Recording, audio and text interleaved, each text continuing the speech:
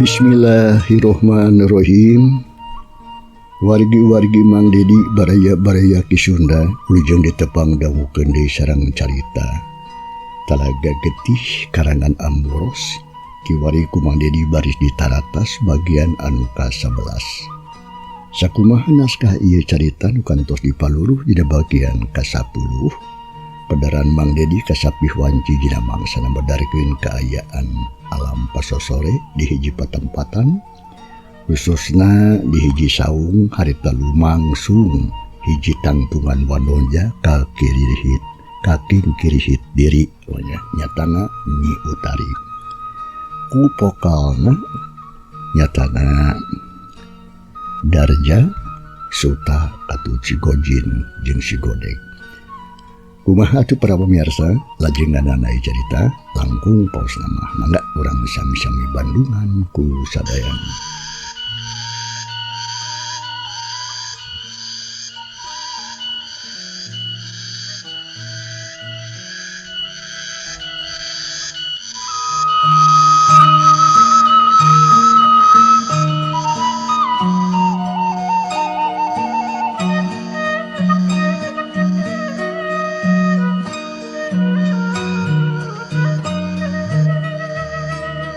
Mangsa alam harita teh beuki sore bae. Sora tongeret menikeun kareang di sarada maklum usum halodo. Jiga anu buru-buru ka mata poe supaya buru-buru mubus ka tukang ngendunung. Jiga kila-kila goreng harita kana laku lampah manusa.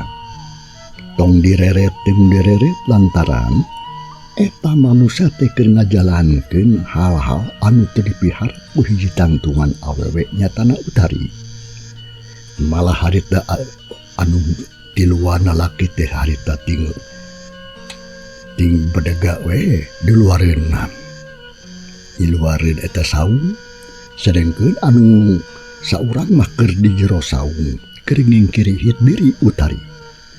Teu kung selilah atuh harita. Eta lalaki anu teu heula asup nyatana Darja kaluar ti eta saung. Baju disampaikeun dina tak-tak ngadigleuk leumpang ngadeuketan batur-baturna bari jeung benerkeun calana anu masih keneh ngaleleke harita. Kumaha Kang? Geus beres? Ceuk hadina alias si Suta langsung tumanya bari jeung nyerengeh. Panon mencrong kalanjutna. Geus aing mah geus. Nyik sakali tu maneheun. Tapi tong lila teuing sia, da batu oge atuh hayangeun. Ceuk si Darja kawas kasato we ke batur teh. Wah, nya beresna mah beres ya atuh alisa beresna we ai taeun teh ah. Susuta haita. Adina Darja teh ngawalon bari jeung nyarenge siri, kituna teh bari jeung gontoyong asup ka jero eta saung. Sanggeus aya di jero saung breh katompo Utari teh atuh ngajoprak we dina luhur bale-bale. Bari jeung ciri dadana katempo ngabulih gelak napas nareng hapranjung. Bajuna awut-awutan jeung sarara we dapugu dibuka paksa teh ku Darja. Nampo kayaan Utari anu sarupa kitu pikeun si Suta mah saeutik oge teu ngarasa sawatir. Kelakah beuki nafsu we.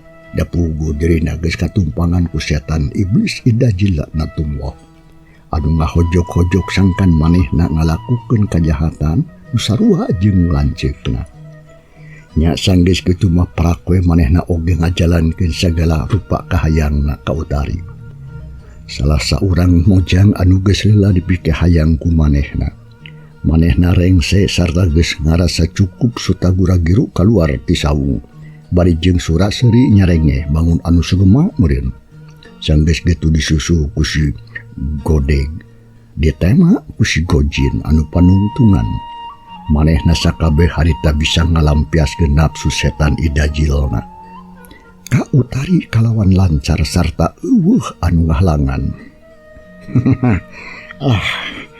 Bona lunas ya. Kanyeri hate aing sia. Lunas ayeuna mah. Kajian teuing lah teu bisa kawin jeung manehna oge. Dan nu penting mah sia kahayang aing ayeuna geus laksana kalawan nyugumakeun Gitu cek si Suta. Itu deui Darja hampir sarua harita teh keur diuk jarane kana tihang saung. Ngarendeng we jeung adina anu jadi adina anu keur moloho ngahulang jiga nama keur nginget-nginget kejadian anu cikaneh ka alaman. Darja atuh hatena ngerasa bungah jeung umbira sabab geus bisa bulangkeun ka nyeri hate ka Utari. Keur kitu pok si Godeg harita. Ya. Ari geus kieu kumaha lamun aya anu nyahun kana kasakabeh kalakuan urang. Jeung deui si Utari oge tamtu atuh bakal bebeja ka kolotna.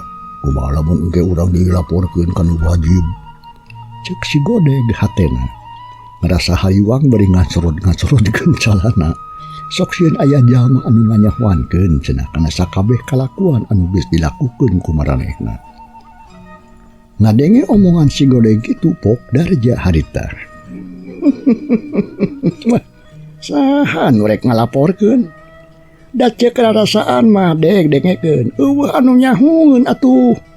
Apan urang teh make taregos. Jadi moal aya anu nyahun kana naon anu sumputkeun ku urang nyatana beungeut urang. Samalah si Utari oge da moal apaleun atuh. Lain kitu memang bener geninyak madinya mah. Pan make taregosnya urang dieu. Cek si Godeg sabot keur guntreng ngobrol kitu. Torojo si Gojin ti jero saung. Geus nyampurkeun deui sanggeus kitu geek diuk milu ngariung jeung baturna. Kumaha teh geus beres ya teh, Jin? Beres nu gemakeun aduh euy. Hebat duh. Cek si Godeg jeung si Gojin duanana sariri penting sarenge. Paroman ketempo marah mai baun anu sarugema pisan. Ya euy. Ayo urang balik euy. Da geus laen si atuh ayeuna mah. Jeung rek naon haja daog di dieu. Kahayang geus pan. Kaburit we heula ieu. Kaburu burit yo, buru. Si Gojin harita ngajak indit ka Darja. Sangkan gancang-gancang ninggalkeun eta patempatan. Sagodeuh atuh lah. Aduh. Nah, rusuh-rusuh teuing atuh sia teh Jin. Nungguan heula rada poek atuh. Darja ngawalon kana omongan si Gojin bari jeung ngalaan taregosna anu nutupan beungeut. Sadengkeun Utari nu aya di jero saung harita teh kaayaanna estuni matak pikawatirin. Awak ngajoprak kenehna bale-bale papakean atuh geus teu pararugu nyangsangna sakujur awakna karasa lungse jeung nyeri. Samalah sirahna oge karasa bari deglir tatempoan ranyai karoneng. Bumi alam asa ngurilin, hatena sedih jeung nalarsa nyeri perih nu teu aya bandinganana. Sanggeus aya kana sawatara waktu kunian Utari lalaunan maksakeun cengkat. Geek diuk bari jeung muringis. Ret kana sakujuring awakna breh katempo geus satengah bubulikiran baju rok bodas pamere Dharma ayeuna geus rangsak jeung kusut. Teu puguh rurupaanana. Nampo kayaan awakna surpa kitu batin Utari ngacerit maratan langit ngoceak maratan mega. Hing atuh Utari teh cerik deui tapi sorana. Kadengena laun melas melise mata kuatir. Ras inget ka Dharma buah hatena. Hate Utari menikeun ngalaketei ancur lebur-burakrakan. Sakabeh harapan hirupna sirna sapada harita. Eueuh nyesa diganti ku rasa nu tunggara. Sakadapan mah Utari ngahulang bari jeung terus nitenan kaayaan awakna. Gusti Maha Agung. Amat kudu ngalamin nasib rupa kitu ya Allah. Naon dosa sedang kesalahan abdi. Lebihkan kaya jelema tega ngalakukeun kelakuan bejat jiga kieu. Utari ngagereneng ngomong sorangan bari jeung cerik inghak-inghakan. Cipanon terus merubut juu masuhan kadua pipina. Kang Dharma, punten abdi kan jika nama cita-cita urang duaan. Maka beruyungan aya nama bides kotor alatan. Diking kerihit diri kelakuan jalma-jalma anu jahat jeung dalaka kasasamana teh manusia.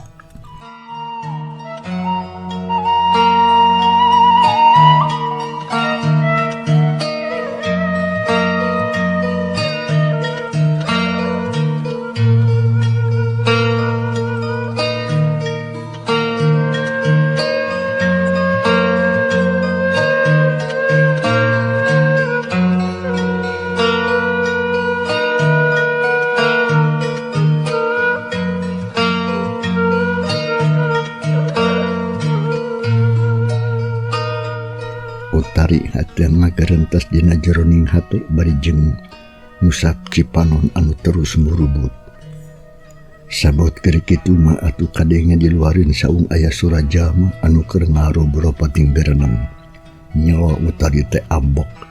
Dirina geus boga sangkaan lamun jama anu keur ngarobro teh pasti jama-jama nu geus ngalakukeun kalakuan anu nista ka dirina.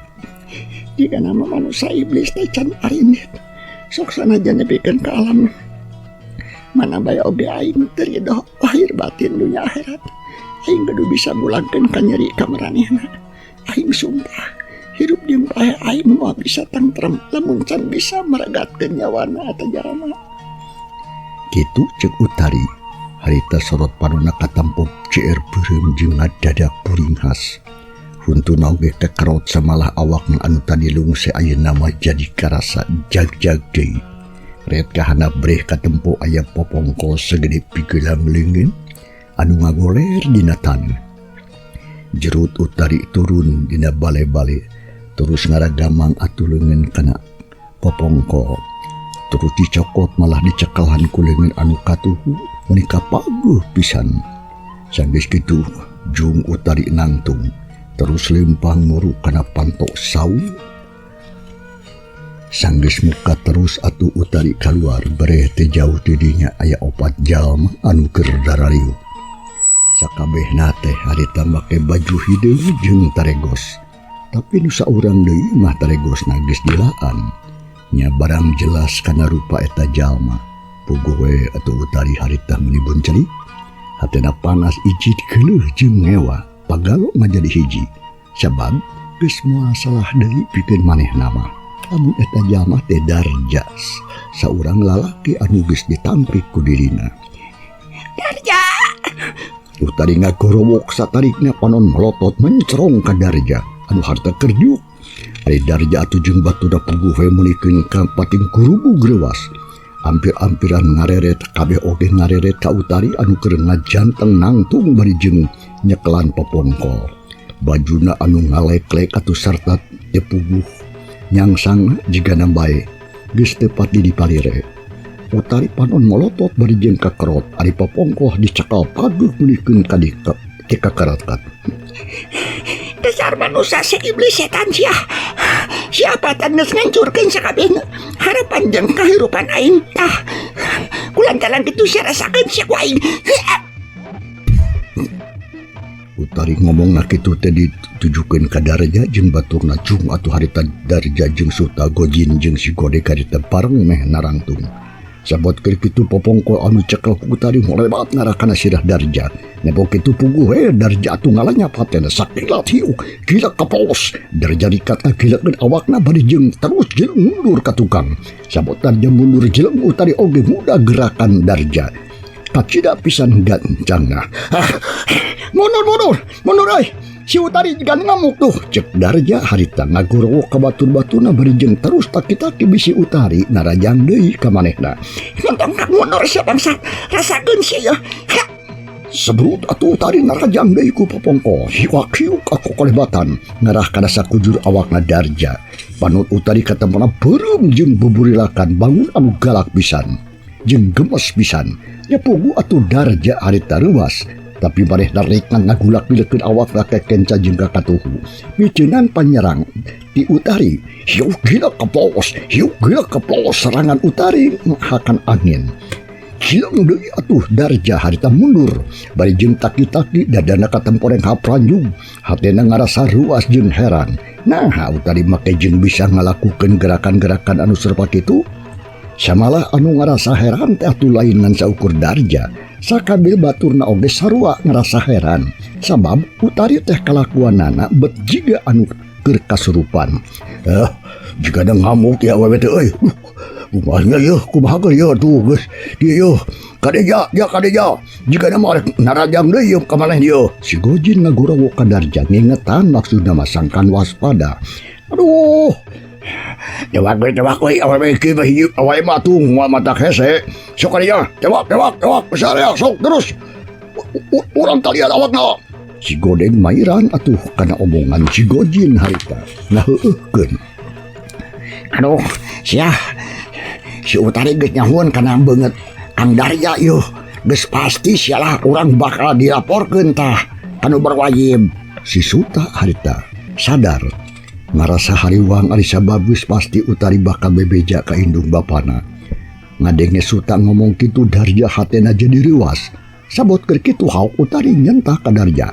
Darja, sia kudu mau Darja lagun aing sia. Cenah ceuk Utari disangka nyangka cium Utari luncat popongkong lebat tarik ngababu kana awak Darja.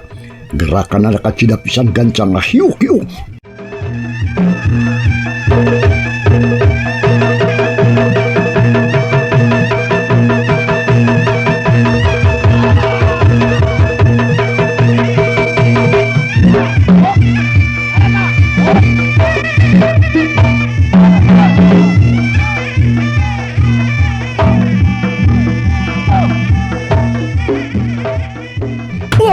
Aduh, jemon atuh harita.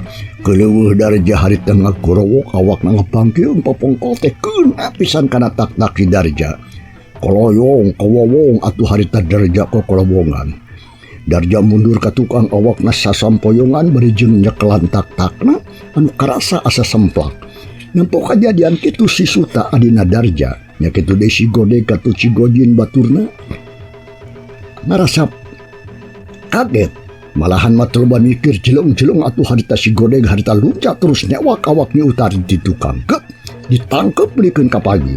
Tapi edas mata heran ukur ngan sakilat ku Utari di badung kana angana si Godeg. Yuk!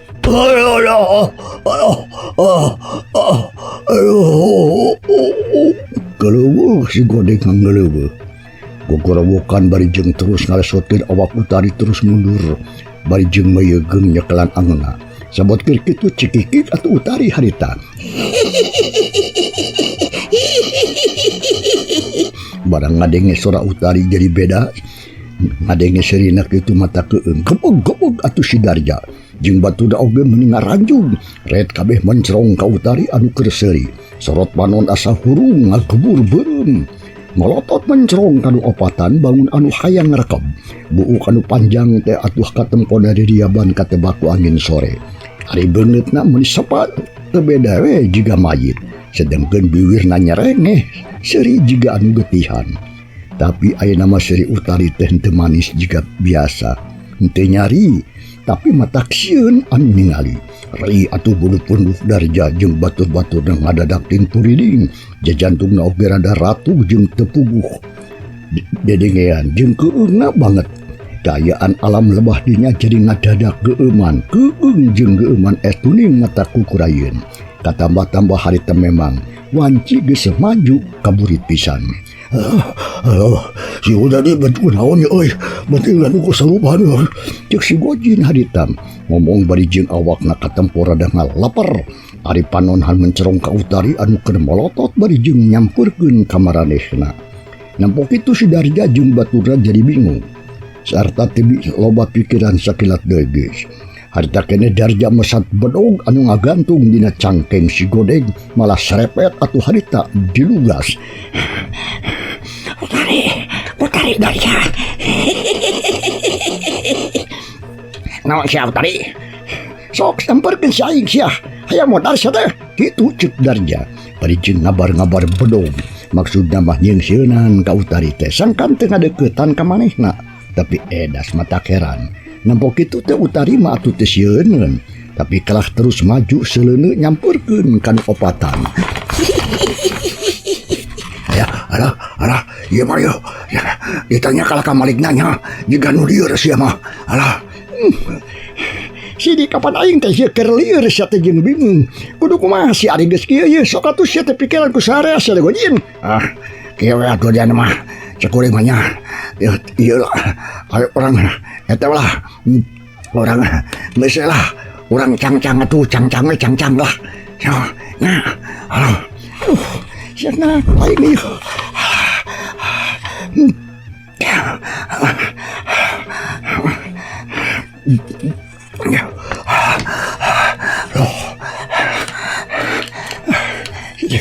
Apa ini aja karena dia? Aduh, cukup baik Gojin. Ya, aduh. deme make ya.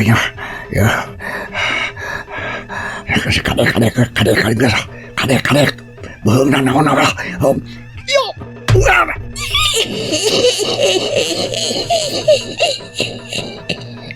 Las atuh harita Nyi Utari tengah rinjal kenyawana sabab yakin darja talangasna kaliwat saking. Nyi Utari perlaya harita jadi korban katelengasan darja sabatur-batur.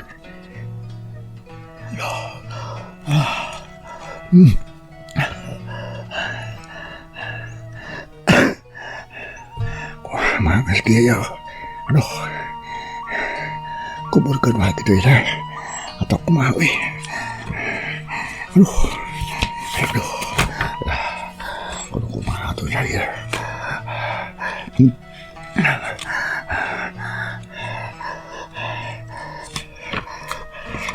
Satu mana mah di podaran atuh. Kalapasan nyurig sia teh.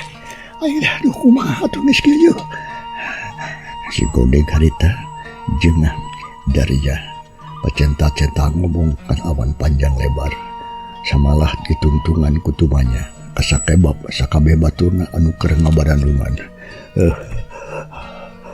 Kudu kumaha ya diantep lain dikuburkeun kudu di mana ya terus rek dikumahakeun atuh ieu teh da sapiraku rek dibawa ka lemur mah meureun teu urang langsung pada newa ku urang lemur. Nada rail atuh urang sakabe asup ka bui cek darja harita ngadenge kitu pok si Godeg deui. Gawe atuh ieu sakurimanya kumaha lamun layon si Utari teh urang gebruskeun we ka talaga lah. Tapi saajana urang beungbeuratan heula we kunaon kumaha tuh terus talian ngada teu ngamang maksudna mah kumaha tah lamun kitu nah sarea satuju teu kana pamengih dewek cek si Godeg muterkeun paneuteuk kasak batur-bat sakabeh batur-baturna. Adanya kitu pok si Suta deui adina darja. Benar. Kumaha yang deui ngarah urang teu kudu capek ngali tanoh ongko. Sok lah kitu lah bisi kaburu. Ya. Bisi aya kaburu jelema. Burugon. Sultana tujuan kana rencana si Godeg anu nitah sangkan layon Utari tadi kebruskeun we cenah ka talaga. Ayo bener we cek dewe geus satuju lah kumaha ari si Aja ngajedog we sia mah. Nya lah satuju kitu ge kuring ge. Tapi lamun digebruskeun ka talaga tangtu isukna atau pageto layon si Utari teh teu bakal ngaman meureun. Tah kumaha lamun kitu geus kitu sigana mah guyur salamur ieu. Nya jangkar layuna teh ngamang mah gampang urang beungbeuratan lah batung badang kabeneran tadi dewek nya neuleuh tak aya tambang jeung karung di jero saung terus engke karungna eusian ku batu atawa ku barang-barang sejena kitu maksudnya supaya naon maksudna supaya eta mayit teu mumul ka luhur da dibeungbeuratan teh pan kitu. Sok pikir ku si lain. Nya jika tuh ganjangan cokot karung jeung tambangna kumaha maneh. Lah, udah baik kurang cokot. Cu atuh si Godin harita langsung terus lempah lurusuhan muruk ka jero saung. Telila oge geus kaluar deui bari jeung mambawa tambang jeung karung. Serong hatuh ka haripeunana. Ka haripeun baturna anu tiluan. Keur kitu pok si darja harita. Sok ieu ganjang pigawe ku sare atuh. Sangkan tere anggeus Godin lin neuleuh wae sia teh. Nya gadulah. Sok batu-batu geus. Nya sanggeus kitu mah prak we. Sakabehna babarengan digawe ngumpulkeun batu-batu jeung barangkal-barangkal sejena kaparangan teu matak hese lebah deui nya mada pugu atuh loba anu kitu mah. Sanggeus cukup loba bus-bus diasupkeun kana jero karung. Sakedeung oge ampir geus pinung. Ges. Cukup sakitu ge sabab lamun pinuh teuing atuh bisi matak berat euy manggulna. Nya cukup sakitu ge sok talikeun euy talikeun talian euy karungna tah cing pageuh terus beukeut hijikeun jeung layon si Utari buru. cek si Godeng paparentah harita. Bari jeung culang cilik da pugu atuh sieun aya anu nyahun cenah. Rot atuh karung anu geus pinuku barangkal jeung batu teh ditalian. Terus atuh ngareret kana awak Utari anu geus heuras. Terus ret deui atuh kana sirahna anu ngagoler misah jeung awakna. Malahan magetihna oge atuh masih keneh nyak celakan tina beuheungna Utari. Nampok kitu rei atuh buluk-buluk si Godeng teh ngadadak muringis sarta pating sariak asa-asa paranas tiris kana sakujuning awak. Mun dirarasakeun ku si Godeng teh hade sarua dirasakeun oge ku sakabeh baturna. Nya puguh we atuh mun pating brigidi lamun teu kapaksa mah geus tangtu tadi oge bakal ngabalasir lalumpatan. Ari sugan teh teu buntung sirahna Utari teh ngan kahalangan ku baju barang disingkapkeun bajuna yakin papisah pisan sirahna nyi Utari teh. Gancangna carita sakabeh pagawean rengse dijalankeun layon Utari di talian malah draketak dibeungkeut ngahiji jeung karung anu pinuh ku barangkal jeung batu teh. Kitu deui sirah nyi Utari tetinggaleun. Nya sanggeus kitu mah si Godeng jeung si Gojin harita ngali taneuh garing di tukangkeun saung ku bedog nu kabeneran taneuh teh murupuy lebah di nya mah teu matak hese. Nya sanggeus ngarasa cukup taneuh buru-buru dipake ngaruang getih Utari anu tadi nguyumbang dina taneuh. Darja jeung batuna digarawena kacida apik pisan da puguh kalakuan jahat maranehna sieun katohyan. Sanggeus katamkona bunyi terus atuh harita dibubrugan ku daun-daunan daun awi jeung regang-regang anu geus gararing. Maksudna masangkan ulah katempo ku jalma anu ngaliwat. Kaayaan alam harita geus buki burit bae samalah mah geus rek kereup-reupan. Sakedeung deui oge geus tangtu bakal poek lebah dinya teh. Soratong ngeret mati tadi oge teh kadengne. Sabab memang geus arek emas asup kana poek pisan. Manuk sit uncuing anu beger mah pating cerewet teh ditema ku sareng manuk gagak anu ngalakuh eureun-eureunna. Di wewengkon eta estuning mata keung jeung geuman. Cag para pamirsa, ieu carita urang tunda heula. Kumaha atuh lajenganana insyaallah. Mang Dedi baris neruskeun atanapi naratas ka bagian anu ka-12. Hatur nuhun lo kumarupi perhatosanana ujung kantun kasadayana. Wassalamualaikum warahmatullahi wabarakatuh.